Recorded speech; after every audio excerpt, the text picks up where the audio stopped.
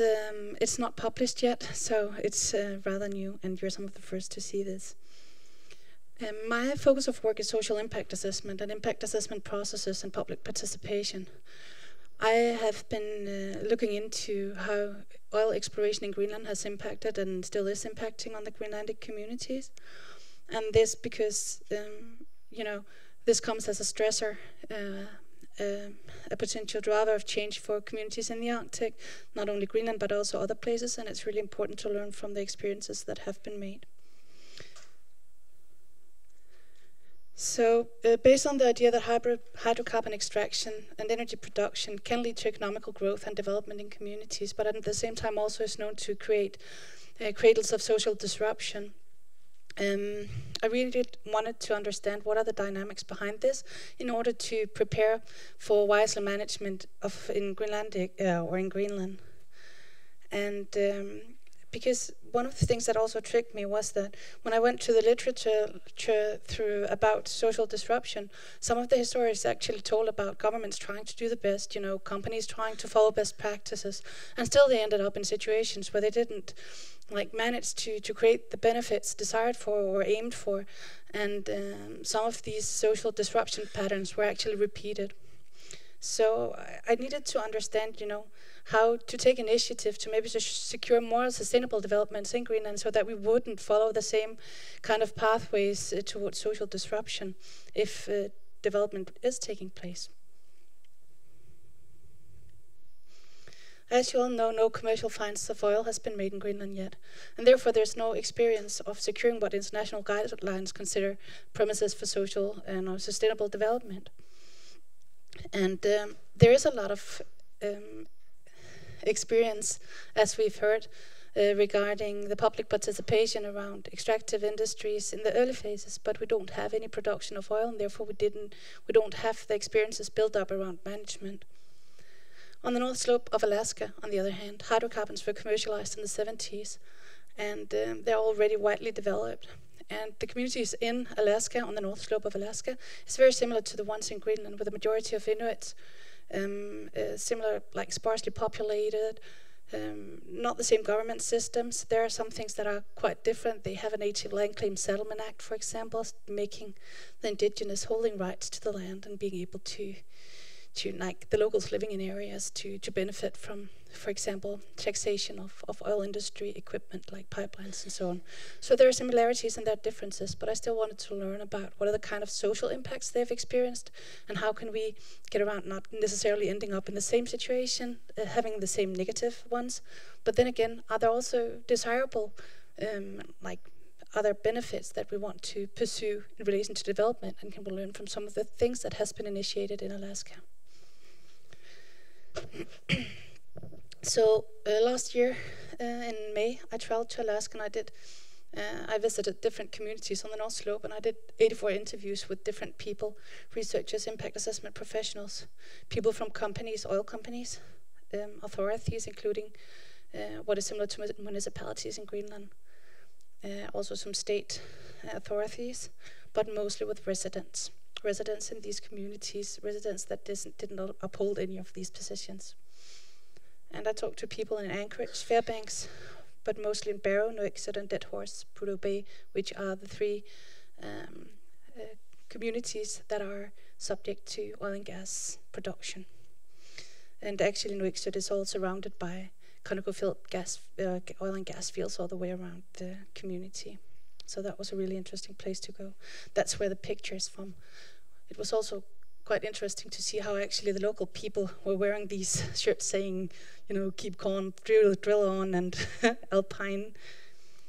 Anyway, I compared some of my findings with statistical data when I came back, and I wanted also to look into boomtown effects on the small scale. So are there tendencies around the development of communities that indicate that some of the social disruption patterns and the development patterns related to boom-bust development in larger towns also takes place on the smaller level? And that hypothesis was proved right, or proved, but at least indicated right. So what I experienced was that people talked about the petroleum development paradox, and one even stated, you know, we live and die with the one resource because there's no diversification of the economy, so that's so dependent on the one resource, which is oil. And actually, the byproduct of gas related to oil production is supporting people's houses with energy, heat, and fueling. So the majority of the local households in these areas, they actually made their main income some way or the other based on the industry. Some held jobs in the industry. Some were active in service functions or in the supply chain for the industry. Or the dividends they make, the kind of checks that are paid out from there are native corporations that are paying out dividends. They hold the right to the land, as I talked about before. So these dividend checks make up a significant contribution to the majority of the households. Or the impact benefit agreements entered, or even social investment programs from the governments related to the oil and gas development in the area would create benefits for locals that would make them dependent on the activity of oil and gas.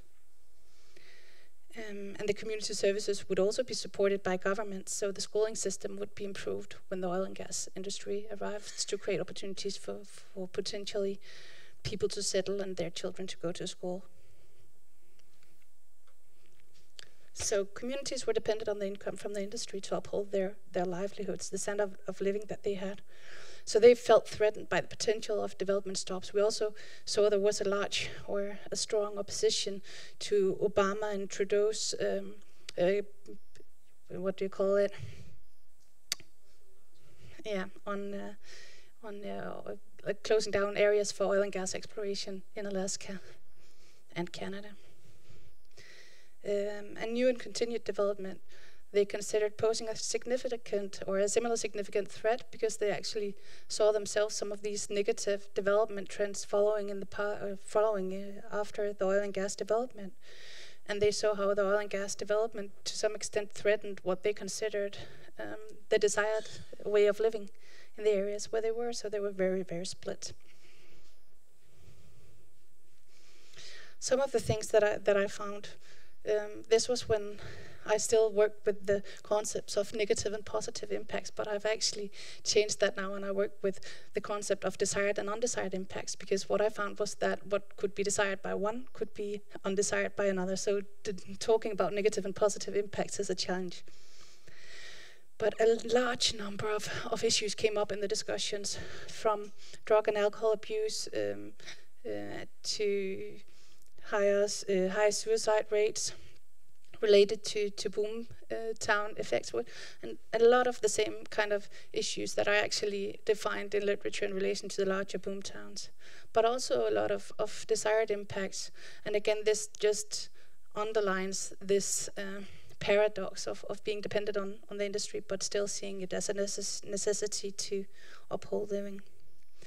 But actually, this just made me reflect. I thought, well, hydrocarbon production will inevitably come to an end. It's a resource that will not continue to exist in the areas. The wells will dry out, or energy production will be replaced by renewable energies. So at some point this will end, whether they want it or not.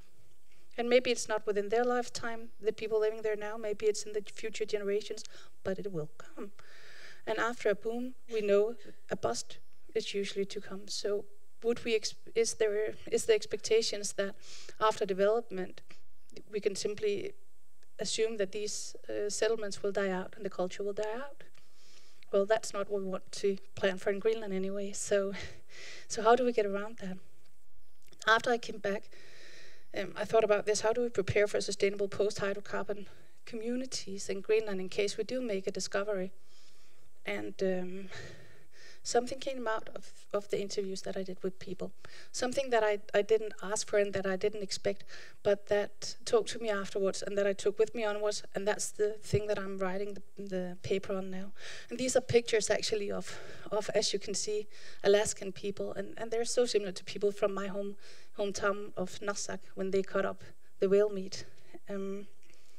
But they have the keep calm and drill on shirts on. So what do we do? Well, as I said, there were issues that stood out during the interviews. I won't go further into that. So some of the things that stood out was that when I talked to, well, actually, I will go back. Oh. So actually, when I talked to people, and after I'd been interviewing them and we'd been talking, they would say to me, okay, you're from Greenland. We think when you come back to Greenland, you should tell people too. And they had all these great ideas about, how communities could prepare themselves for development. And I've never thought about this. I've always thought about how do we make the companies work in the right manner? How do we make the governments work in the right manner? How do we make, the systems strong? But I've never thought about how do communities prepare for development and what can they do to prepare themselves? And how do we even identify how it's good to prepare? But these people, they had great ideas. So we decided to talk to people also about perspectives on what good community preparations could be about. And we discussed the opportunity of creating a community guide, how it could be developed, and what would be relevant research to feed into this. And here are some of the recommendations from the Arctic Slope residents to the Greenlanders that we took home. So, for example, the government officials would say, that was the guy I was talking to on one of the first pictures with the purple shirt on, said, make your own land use plan, your own cultural plan before companies come in. Identify the areas that are important to you so that when companies want to make their environmental impact assessment or social impact assessment, you can show them this is how we use our land. This is what is important to us. Instead of having the companies make a plan and then you would have to argue to have the areas that you find important put into that map or put into that plan. It would also be about, they would say, negotiate benefit agreements to secure jobs for locals, not in industry, but in the supply chain, because they didn't find that many locals were interested in working for industry, and it made them stronger to have people back home than flying in and flown out of the areas. But they also said things like, push your governments to develop health and infrastructure services when the industry comes in. And the locals said, for example, you should develop organized collaborative entities with other impacted communities. And this came from in Alaska. Whaling is a really big thing. Being a whaling captain is a really big thing. And they have their own crew, and protecting the rights of whalers is an issue in relation to oil and gas development offshore. So they have connected across communities to develop a whaling commission. And they say, you should do the same. If you have interest that goes across the communities in the potentially impacted areas, go together, be stronger, and have a stronger voice. So these were just some examples, but a lot of really good ideas came out for how communities could prepare. Also, they said, develop or educate your own ambassadors, local youth in the communities to negotiate on your behalf in impact benefit agreement setups. These things that needs to be planned for early on in relation to development. So now it froze. Oh, maybe that's the last one actually. That's why I forgot to put thank you one in. No, but what I wanted, I had one more. I had here. Woohoo! So what we proposed based on the study is that a preparation of a guideline could be set up, and it should be based on bringing people together to make them share experiences, people who are planning for extractives and people who know about extractives, who have already experienced the development. So it's about bringing Northerners or Arctic people together, and it's also to, of course, do the research study that supports the discussion, to put facts on the table and allow people to discuss these facts so it doesn't become only about emotions and fears and anxieties and wishes, but also about what is actually the facts that we can see in relation to the impacts that these projects has had. So yeah, those were the words for me, and I hope that there is time for a few questions maybe. Thanks.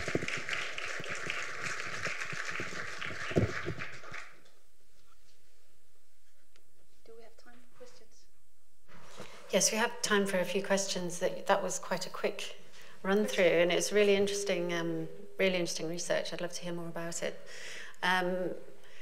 Biwa is the first with your hand up, and anyone else, we will have time for questions. Yeah, thanks for your presentation, and very interesting.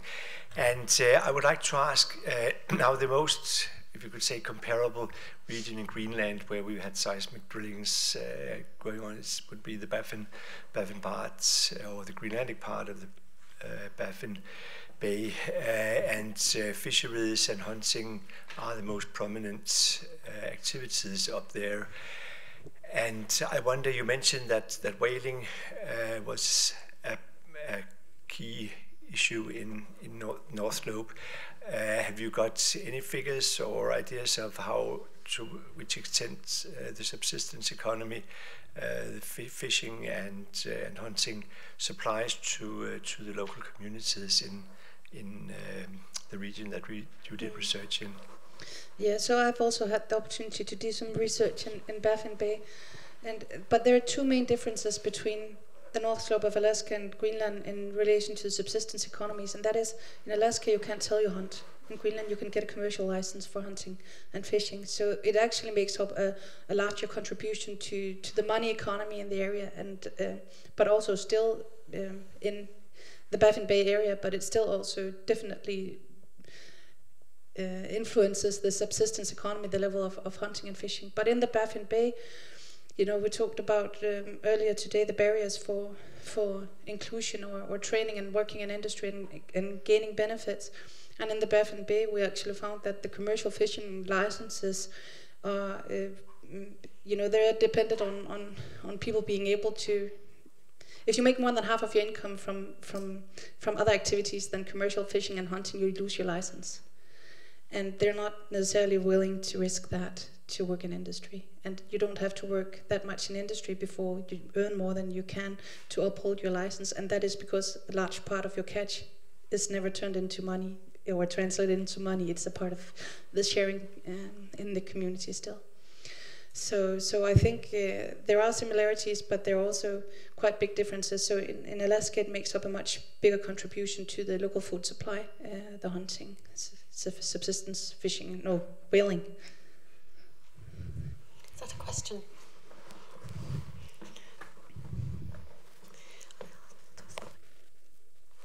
Hello, thank you. Super interesting field work. So you said this thing about they were very split, and you showed us this table, and I thought that was really interesting. So a question revolving around that. So were they split across the community, between people, or were they split inside, or both?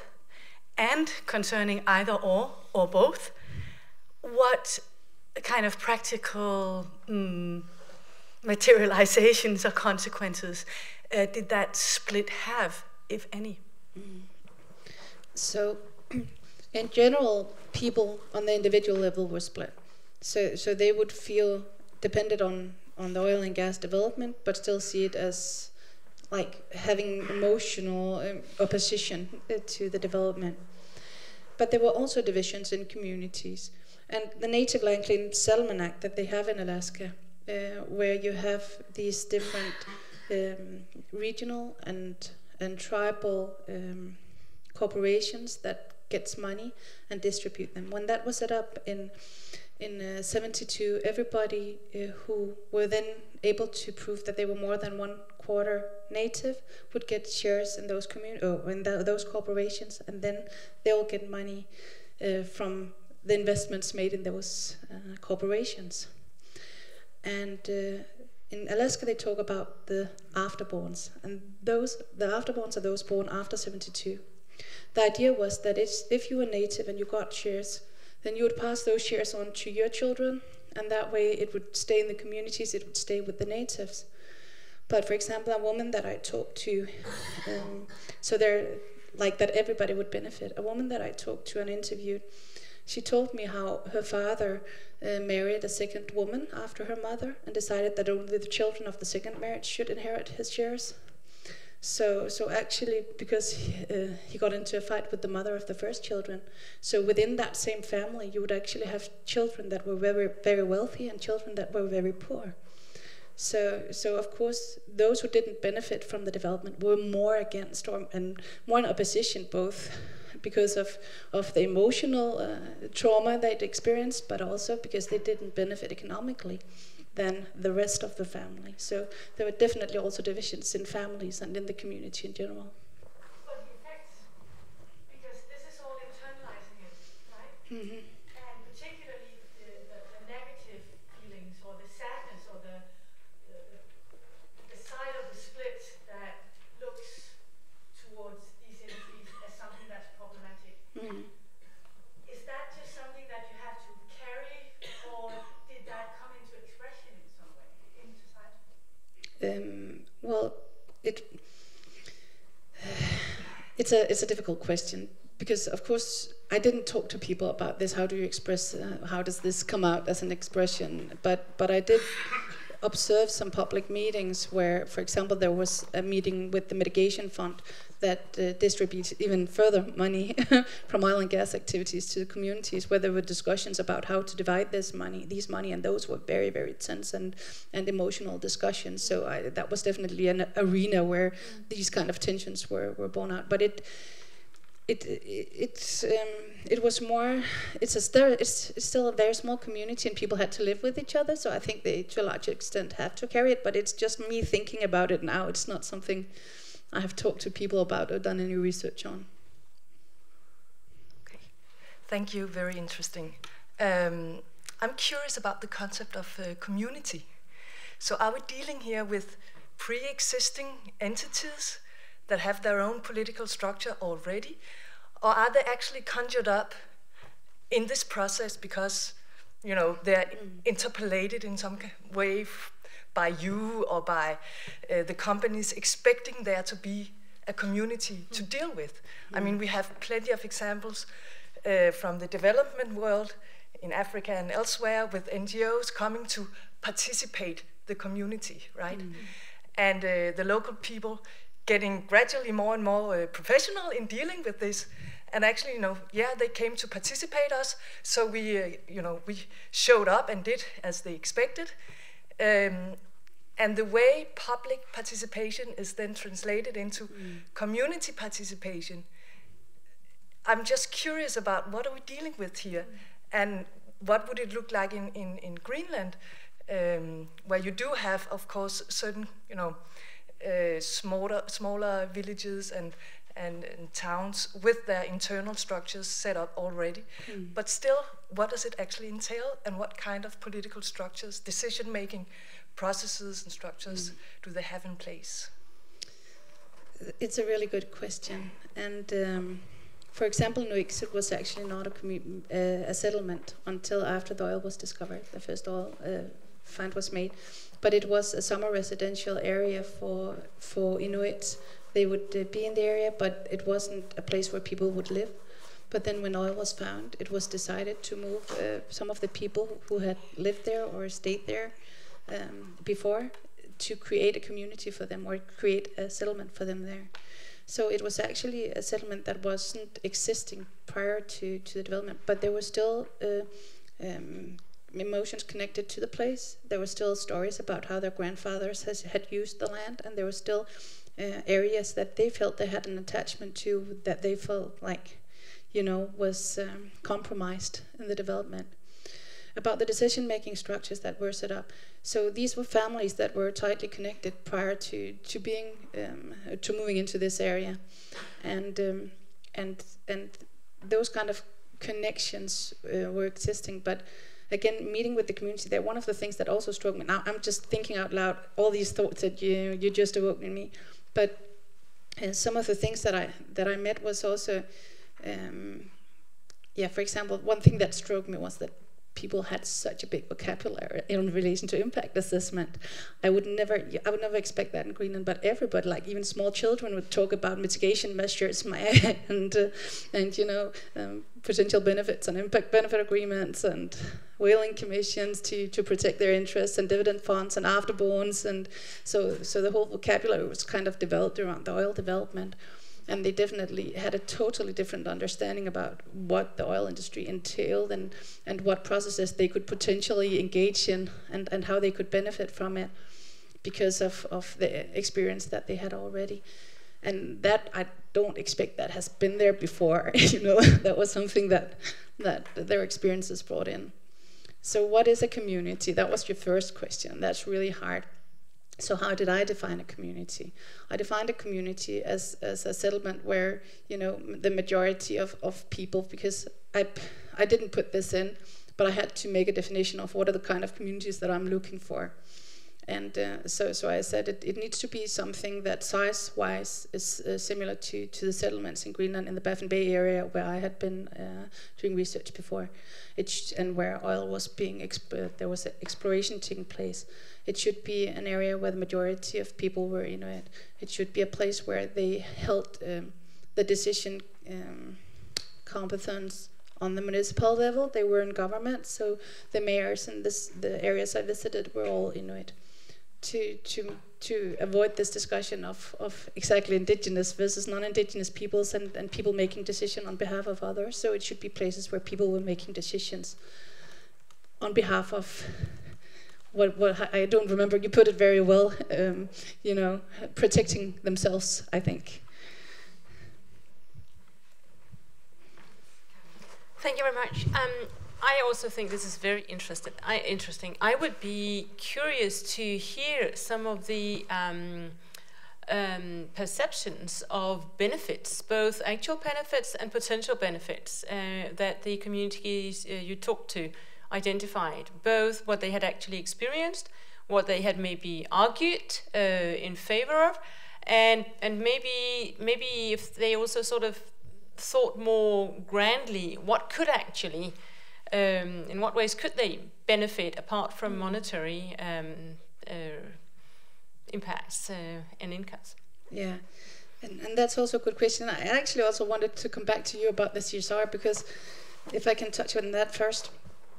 The companies that I talked to, they had CSR strategies, and I talked amongst others to ConocoPhillips, who were operating in the area of Nuiqsut, and they really wanted to do well, and they really wanted to do well with the community. And I asked their communication officer, so what has your main engagement been in relation to this? And she said, oh, but we arranged a fun run. And we every Christmas we bring presents to all the children in the village, and she mentioned these initiatives, and it's just in my opinion, also talking to people that are so far away from their cultural heritage, that maybe they probably thought that it was really funny and that it was exciting and nice to have gifts at Christmas, but I just think it's really important to also talk to the companies about, it can be so much more, so many other things. So benefits in relation to development. The things that were mentioned were especially the improved schooling system. That was what everybody talked about. They had a swimming pool in Nuiqsut. I think they had 100 children in that school, and they had their own swimming pool, and that was just a big thing that they really appreciated. So things like that. The opportunities, scholarships for youth to be able to go out. So there was a general recognition that the future generations who had the opportunity to follow their dreams, which many of those who are living as fishermen and hunters today don't necessarily feel that they had the option to make that decision for themselves. Also, some of the benefits mentioned were about the health system, and something that was also mentioned that also made me reflect was that when I asked people, so how can you see, that.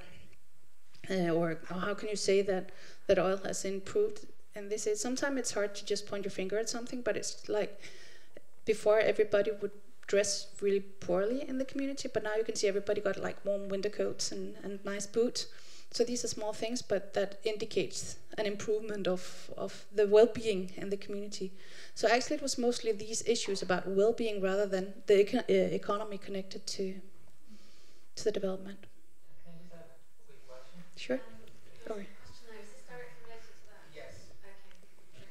So it would be very interesting for Greenland to see, for example, about the benefits, because Alaska is one of the few cases that actually distribute dividends to the citizens. But the question you ask is that is it fair for the future? Imagine if Norway has done that. How much money would be there today? But they say they do it. And they actually, then Norway was comparable in a much larger scale than Greenland. Mostly from the northern countries, one of the poorest.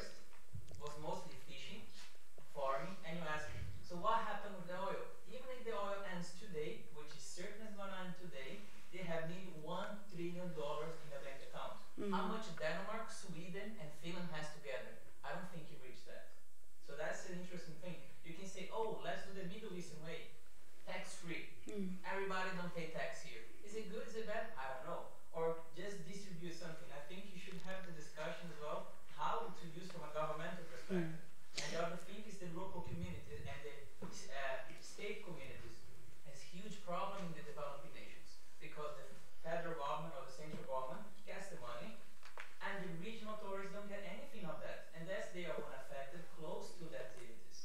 So you end up having the companies has to step in and do what the government has done. That's why you go to, especially like in the Niger Delta, in Nigeria, other places, you have no schools, no public, no transportation, and they expect Shell to do that because the government don't give the money. And Shell has to do because if you don't do, they're gonna blockade and blow up your pipeline. So at the end of the day, you need to think about state wealth distribution. Yeah, and you know, there is a raw materials fund in Greenland and a minerals fund, so it is something that is being considered and thought about. This how to secure the, you know, how the money is going to benefit also the future generations. Yeah, there was something I wanted to say, but I lost it. Sorry. My name is Beningwa. My question is quite unlike their question, but what are the pros and cons that we can take off from your research in Canada?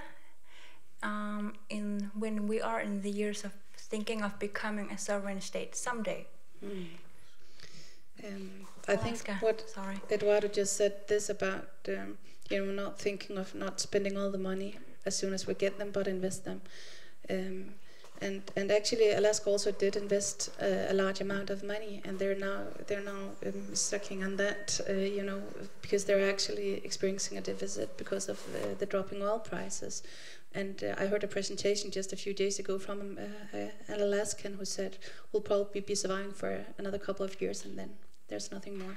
So it's also about diversification of the economy. It's about, of course, creating the funds as Norway has done, but it's also about, you know, not being dependent on one resource that's so risky. So it makes us so fragile. To avoid the resource curse. Yeah, the resource curse. Any more questions or comments? Sorry, yes. On the boom town. Yeah.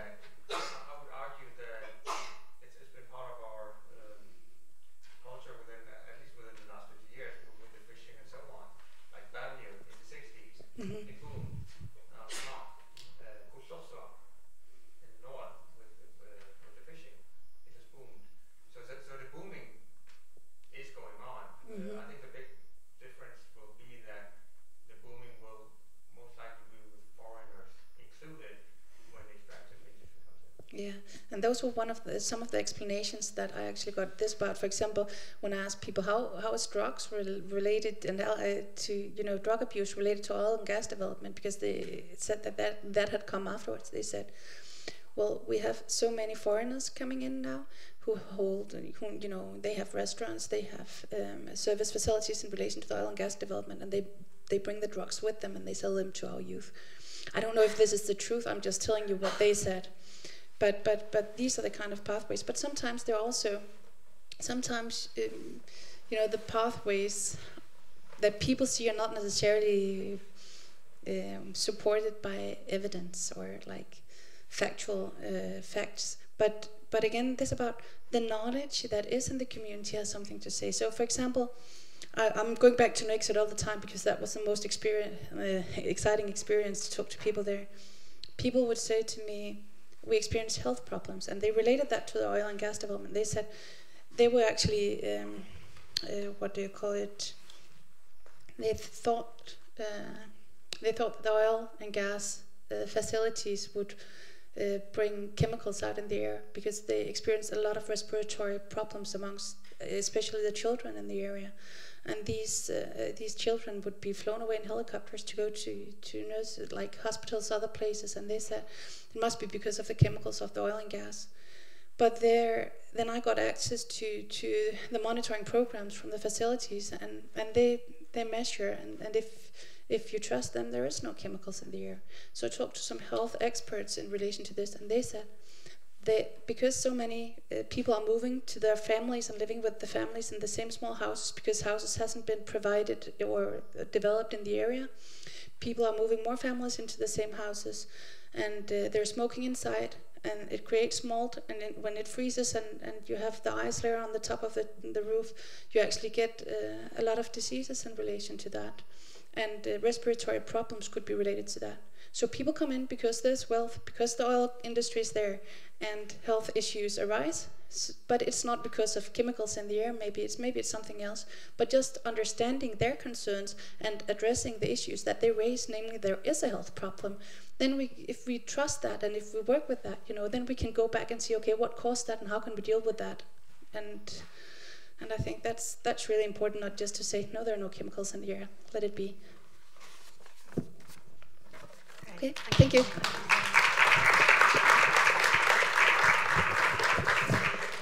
So